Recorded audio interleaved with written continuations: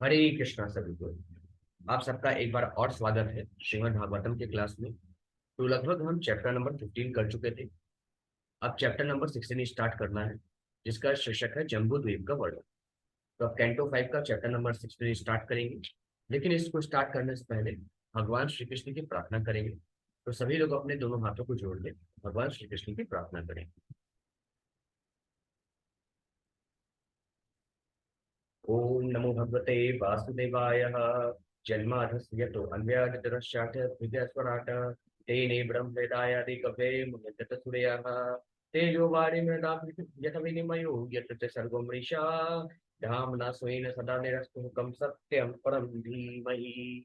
नारायणं नमस्कृत्य नरं चैव नरोत्तमं देवीं सरस्वतीं व्यासं ततो जयमुदीरये। हरे कृष्णा कृष्णा कृष्णा हरे हरे, हरे राम राम राम हरे हरे, हरे कृष्ण। अब चैप्टर नंबर 16, जम्बू द्वीप का वर्णन। श्रीला प्रभुपाद जी की जय। श्रीला प्रभुपाद द्वारा तात्पर्य। महाराज प्रियव्रत तथा उनके पूर्वजों के चरित्र का वर्णन करते हुए सुखदेव गोस्वामी ने मेरु पर्वत तथा भूमंडल नामक लोक का भी वर्णन किया। भूमंडल कमल पुष्प के सदृश है और इसके सातों द्वीपों की तुलना कमल के कोश आवर्त से की जाती है। जम्बू द्वीप नामक इस कोश के मध्य में स्थित है। जम्बू द्वीप में सुमेरु नामक एक पर्वत है जो ठोस स्वर्ण से बना हुआ है। इस पर्वत की ऊंचाई 84,000 योजन है, जिसमें से 16,000 योजन पृथ्वी के भीतर है। मतलब जो सुमेरु पर्वत है वो 84,000 योजन ऊंचा है और 16,000 योजन नीचे पृथ्वी के अंदर है। इसकी चौड़ाई श्रृंग पर इसकी चौड़ाई श्रृंग पर 32,000 योजन है और गिरिपाद पर 16,000 योजन आकी जाती है। एक योजन लगभग 8 मील के बराबर होता है। पर्वतों का राजा सुमेरु पृथ्वी ग्रह का आधार है। यानी जो सुमेरु पर्वत है वो आधार है किसका? पृथ्वी ग्रह का। फिर आगे इलावृत वर्ष के दक्षिण में हिमवान हेमकूट तथा निषद नामक पर्वत है और उत्तर में नील श्वेत तथा श्रृंग पर्वत है। इसी प्रकार पूर्व तथा पश्चिम दिशा में माल्यवान तथा गंधमादन नामक दो विशाल पर्वत है। सुमेरु पर्वत के परितः मंदर, मेरु मंदर, सुपार्श्व तथा कुमुद नामक 4 पर्वत है। इनमें से प्रत्येक पर्वत 20,000 योजन लंबा तथा 10,000 योजन ऊंचा है। इन चारों पर्वतों पर 1100 योजन ऊंचे वृक्ष हैं। इनमें एक आम का, एक जामुन का, एक कदम्ब का और एक बरगद का वृक्ष है। इसमें अनेक सरोवर भी हैं जो दुग्ध, मधु, इक्षुरस तथा शुद्ध जल से पूर्ण है। ये सरोवर समस्त मनोकामनाओं को पूर्ण करने वाले हैं। साथ ही इनमें नंदन, चित्ररथ, वैभ्राजक तथा सर्वतोभद्र नामक उद्यान भी है। सुपाश्चर्य पर्वत के पार्श्व में एक कदम वृक्ष है जिसके कोटर से मधु की धारा प्रवाहित हो रही है। कुमुद पर्वत पर सतवल्स नामक एक वटवृक्ष है जिसके मूल में दूध, दही तथा अन्य वांछित पदार्थों की नदियां बहती हैं। कमलनाल के सदृश सुमेरु पर्वत की 20 पर्वत श्रेणियां यथा कुरंग, कुरर, कुसुम, वैकंक तथा त्रिकूट घेरे हुए हैं। सुमेरु के पूर्व जठार तथा देवकूट, पश्चिम में पवन तथा परियात्र, दक्षिण में कैलाश तथा करवीर और उत्तर में त्रिभृंग तथा मकर पर्वत स्थित है। ये आठों पर्वत लगभग 18,000 योजन लंबे, 2,000 योजन चौड़े तथा 2,000 योजन ऊंचे हैं। सुमेरु पर्वत के श्रृंग पर ब्रह्मपुरी है जो ब्रह्मा जी का आवास है। इसकी 4 भुजाओं में हर एक 10,000 योजन लंबी है। ब्रह्मपुरी को घेरे हुए राजा इंद्र तथा 7 अन्य देवताओं की पुरियां हैं। ये सब पुरियां ब्रह्मपुरी के चौथाई आकार की हैं। अब यहाँ पे जम्बू द्वीप का वर्णन हुआ है, जहाँ पे महाराज परीक्षित अब सुखदेव जी महाराज से कहते हैं, राजो उवाच उक्त अस्त वया भूमंडल आयाम विशेषी यावदादित्य अस्तपति यत्र चासो ज्योतिषां गणैश्च चंद्रमा वासः दृश्यते। अब राजा परीक्षित सुखदेव गोस्वामी से प्रश्न पूछते हैं, हे ब्राह्मण, आपने मुझे पहले ही बता दिया था कि भूमंडल की त्रिज्या वहां तक विस्तृत है जहां तक सूर्य का प्रकाश और उष्मा पहुंचती है तथा चंद्रमा और अन्य नक्षत्र दृष्टिगोचर होते हैं। फिर आगे महाराज परीक्षित कहते हैं, तत्रापि प्रिय वृत्तर अथ चरण परिखात है सप्तभी सप्त संधवा उपकृता यत एतस्याः सप्तद्वीप विशेष विकल्प अस्तवया भगवन् खलु सूचित एत देवाखिलमहं मानतो लक्षणतश्च सर्वं विजिज्ञासामि। अब सुखदेव जी महाराज कहते हैं, हे भगवान, महाराज प्रियव्रत के रथ के चक्रायमान पहियों से 60 गड्ढे बने, जिसमें 7 समुद्र की उत्पत्ति हुई। इन 7 समुद्रों के ही कारण भूमंडल 7 द्वीपों से विभक्त है। आपने इनकी माप, नाम तथा विशेषताओं का अत्यंत सामान्य वर्णन मात्र किया है। मुझे विस्तार से इसके संबंध में जानने की इच्छा है। कृपया मेरी कामना पूर्ण करें। फिर आगे जो है महाराज परीक्षित कहते हैं, भगवतो गुणमय स्थूल रूप ओ आवेशितम मनो प्रिय गुणे अपि सूक्ष्म तम आत्म ज्योतिषी परे ब्रह्मणि भगवती वासुदेवाख्यै समवावेशी तुम तरु है तद गुरु अहृदय अस्तेनुवरे वनरयितुमिति। अब सुखदेव जी महाराज कहते हैं, महाराज परीक्षित कहते हैं, जब मन प्रकृति के गुणों से निर्मित पूर्ण पुरुषोत्तम भगवान के बाह्य रूप स्थूल विश्व रूप पर स्थिर हो जाता है, तो उसे शुद्ध सत्व की स्थिति प्राप्त होती है। उस दिव्य स्थिति में ही भगवान वासुदेव को जाना जा सकता है, जो अपने सूक्ष्म रूप में स्वतः प्रकाशित और गुणातीत है। हे प्रभु, विस्तार से वर्णन करें कि वह रूप जो सारे विश्व में व्याप्त है किस प्रकार देखा जा सकता है। फिर आगे महाराज परीक्षित जो है इस प्रकार प्रश्न करते हैं। और सुखदेव जी महाराज कहते हैं, ऋषिरुवाच न वै महाराज भगवतो माया गुण विभूते काष्ठां मनसा वचसा वाधि गन्तुं बलं विबूढ़ायु शापी पुरुषस्त अस्मात् प्रारण्येनैव भूगोलकविशेषं नाम रूपमान लक्षणतो व्याख्या अस्यामः। अब यहाँ पे महाराज परीक्षित कहते हैं, महाराज परीक्षित को सुखदेव जी महाराज कहते हैं, हे राजन, श्री भगवान की माया के विस्तार की कोई सीमा नहीं। यह भौतिक जगत सत्व रस सप्तम इन तीनों गुणों का रूपांतर है। फिर भी ब्रह्मा के समान दीर्घायु पाकर भी इसकी व्याख्या कर पाना असंभव है। इस भौतिक जगत में कोई भी पूर्ण नहीं, और अपूर्ण मनुष्य सतत चिंतन के बाद भी इस भौतिक ब्रह्मांड का सही वर्णन नहीं कर सकता। तो भी हे राजन, मैं भूगोलों भूलोक जैसे प्रमुख भूखंडों की उनके नामों, रूपों, प्रमापों तथा विविध लक्षणों सहित व्याख्या करने का प्रयत्न करूंगा।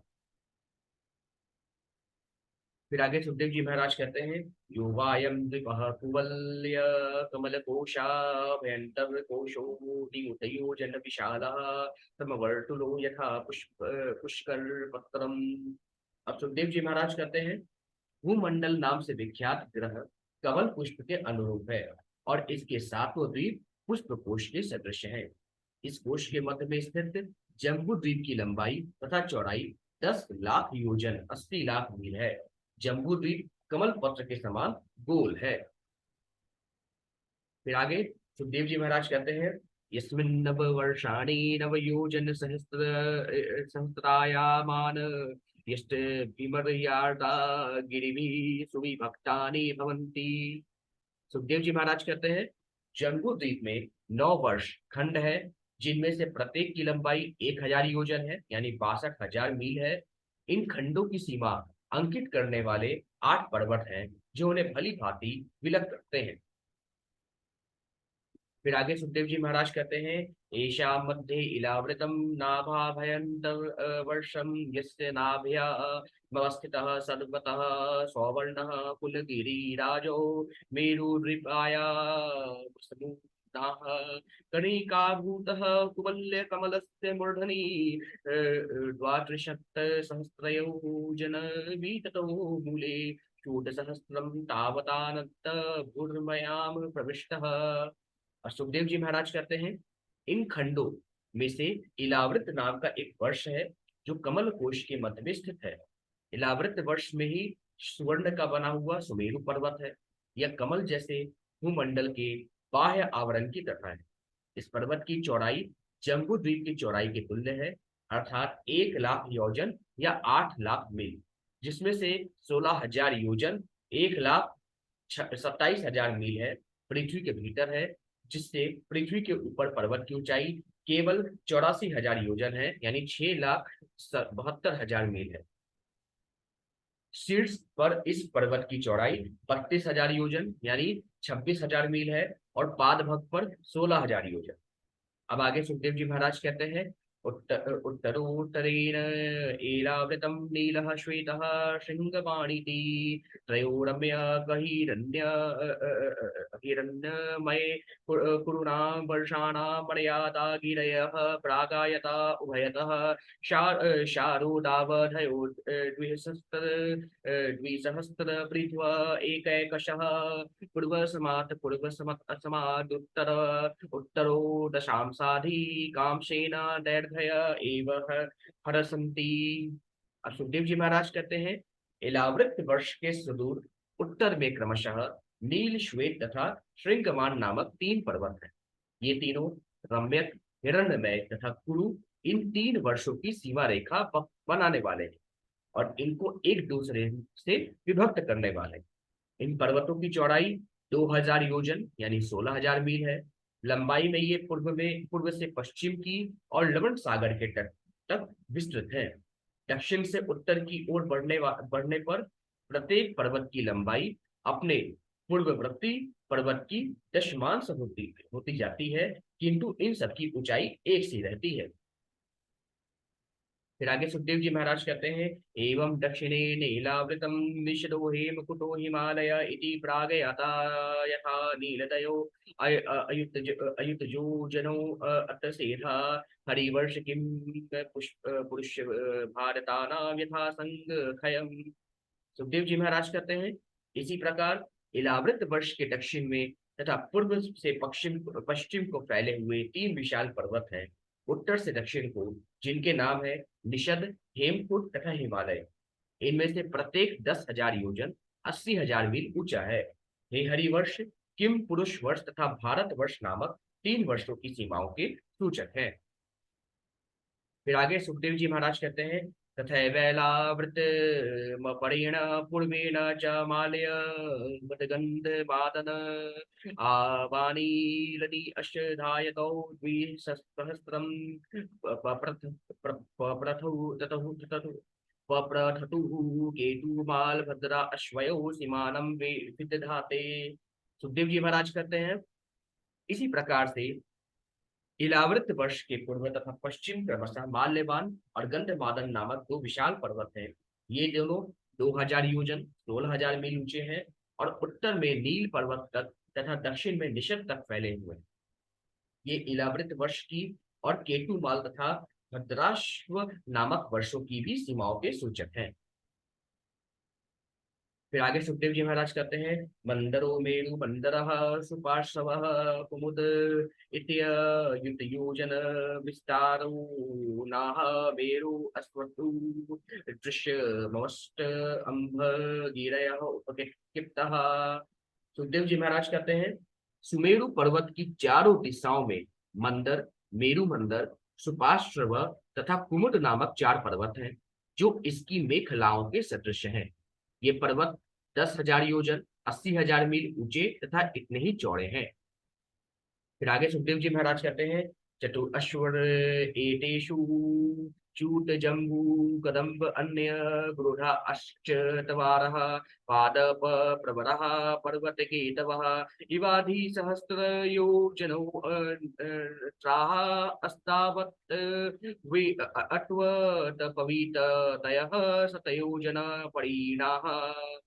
सुखदेव जी महाराज कहते हैं, इन चारों पर्वतों की चोटियों पर ध्वजाओं के रूप में एक एक आम्र, जामुन, कदम्ब तथा वट वृक्ष है। इन वृक्षों का घेरा 100 योजन 800 मील तथा ऊंचाई 1100 योजन यानी 8800 मील है। इनकी शाखाएं 1100 योजन की त्रिज्या में फैली हैं। फिर आगे सुखदेव जी महाराज कहते हैं, हरलदा अश्च तवारः पयो मधि क्षूर समृष्ट जला यदु पश्यप पर्षिण उपदेव गणा योगे अश्वर्याणि स्वाभाविकानि भरतर्षभ धारयन्ति हि देवो अद्यानानि च भवन्ति चात्वरीनन्तरं चैत्रर्थं वैभ्राजकं सर्वतो भद्रमिति। सुखदेव जी महाराज कहते हैं, भरत वंश में श्रेष्ठ है, हे महाराज परीक्षित, इन चारों पर्वतों के मध्य में चार विशाल सरोवर हैं। इनमें से पहले का जल दुग्ध की तरह, दूसरे का मधु के सदृश तथा तीसरे का इक्षु रस की भांति स्वादिष्ट है। चौथा सरोवर विशुद्ध जल से परिपूर्ण है। इन चारों सरोवरों की सुविधा का उपभोग सिद्ध, चारण तथा गंधर्व जैसे अपार्थिव प्राणी, जिन्हें देवता भी कहा जाता है, करते हैं। फलस्वरूप उन्हें योग की सहज सिद्धियां यथा सूक्ष्मतम से सूक्ष्मतर और से रूप धारण करने और बहुत से रूप धारण करने की शक्तियां प्राप्त है। इसके अतिरिक्त चार देव उद्यान भी हैं, जिनके नाम है नंदन, चैत्ररथ, वैभ्राजक तथा सर्वतोभद्र दिगंतर। फिर आगे सुखदेव जी महाराज कहते हैं, येष्वमरे परिवीढ़ा सह सुडल्लना लनालला मयूट पतया उपदेव गणैरूप गीयमान महिमानः कील विहरन्ति। सुखदेव जी महाराज कहते हैं, इन उद्यानों में श्रेष्ठतम देवगण अपनी अपनी सुंदर पत्नियों के सहित, जो स्वर्गिक सौंदर्य के आभूषणों जैसी हैं, एकत्र होकर आनंद लेते हैं और गंधर्व जन उनके यश गान करते हैं। फिर आगे सुखदेव जी महाराज कहते हैं, मंदरो अट्ट संघ एकादश सतयोजनौ अट्टु अंग देवचूट शीरसौ गिरिशिखर स्थूलानि फलानि अमृत कल्पानि पतंती। सुखदेव जी महाराज कहते हैं, मंदर पर्वत की निचली ढलान पर देवचूट नामक एक आम वृक्ष है, जिसकी ऊंचाई 1100 योजन है। इस वृक्ष की चोटी से पर्वत श्रृंग जितने बड़े तथा अमृत तुल्य मधुर फल गिरते रहते हैं, जिनका उपभोग दिव्य लोक के निवासी करते हैं। फिर आगे सुखदेव जी महाराज कहते हैं, तेषाम विशीयमाणा नामती मधुर सूर विशूल सुगंधी बहुला रूनर सोदेना रुणोदा नाम नदी मंदर मंदर शिखरा निपतंती पूर्वेणैलावृत मूप पलावयति। सुखदेव जी महाराज कहते हैं, इतनी ऊंचाई से गिरने के कारण वे सभी आम्रफल फट जाते हैं और उनका मधुर सुगंधित रस बाहर निकल आता है। यह रस अन्य सुगंधियों से मिलकर अत्यधिक सुरभित हो जाता है। यही रस पर्वतों की से झरनों में जाता है और अरुणोदा नामक नदी का रूप धारण कर देता है, जो इलावृत की पूर्व दिशा से होकर बहती है। फिर आगे सुखदेव जी कहते हैं, यदुपजोषणा अत भवान्या अनुचरिणा पुण्य जन्य वधूनाम वयवर्ष वयव स्पर्श सुगंधो वातो दशयोजनम समन्ताद नुवासयति। अब सुखदेव जी महाराज कहते हैं, यक्षों की पवित्र पत्नियां भगवान शंकर की अर्धांगिनी भवानी की अनुचरी है। अरुणोदा नदी के जल का पान करने के कारण उनके शरीर सुगंधित हो जाते हैं। वायु उनके शरीर का स्पर्श करके उस सुगंधि से 80 मील तक चारों ओर से के समस्त वायुमंडल को सुरभित कर देती है। फिर आगे सुखदेव जी महाराज कहते हैं, एवं जम्बू फलानाम अत्युच्च चनिपात विशीर्णा नामन अस्थि प्रायाणा मीभकाय निभाना रसेन जम्बू नाम नदी मेरुमंडल शिखरात युक्त युक्त योजना तवनी तले निपतन्ति दक्षिणेनात्मानं यावदिलावृत उपस्यन्ति। अब सुखदेव जी महाराज कहते हैं, इसी प्रकार रस से भरे और अत्यंत छोटी गुठली वाले जामुन के फल अत्यधिक ऊंचाई से गिरकर खंड खंड हो जाते हैं। ये फल हाथी जैसे आकार वाले होते हैं और उनका रस बहकर जम्बू नदी का रूप धारण कर लेता है। यह नदी इलावृत के दक्षिण में मेरु मंदिर की चोटी से 10,000 योजन नीचे गिरकर समस्त इलावृत भूखंड को रस से आप्लावित करती है। फिर आगे सुखदेव जी महाराज कहते हैं, तावद् उभयोरपि रोध शौर्यामृत्तिका तदृशेनानु विद्यमाना वार्यवकर्णसंयोग विपाकेन सदा मरलोका हरणं जाम्बूद नदं नाम सुवर्णं भवति यदुहवाव विबुधात् दयः सह युवती मुर्कुट कटक कटक कटकटी सूत्राद अध्याभरण रूपेण खलु धारयन्ति। सुखदेव जी महाराज कहते हैं, जम्बू नदी के दोनों तटों का कीचड़ जामुन फल के बहते हुए रस से रिक्त होकर और फिर वायु तथा सूर्य प्रकाश के कारण सूख कर जाम्बू नद नामक स्वर्ण की प्रचुर मात्रा उत्पन्न करता है। स्वर्ग के निवासी इस स्वर्ण का उपयोग विविध आभूषणों के लिए करते हैं। फलतः स्वर्ग लोक के सभी निवासी एवं उनकी तरुण पत्नियां स्वर्ण के मुकुटों, चूड़ियों तथा करधनियों से आभूषित रहती हैं। इस प्रकार वे सब जीवन का आनंद लेते हैं।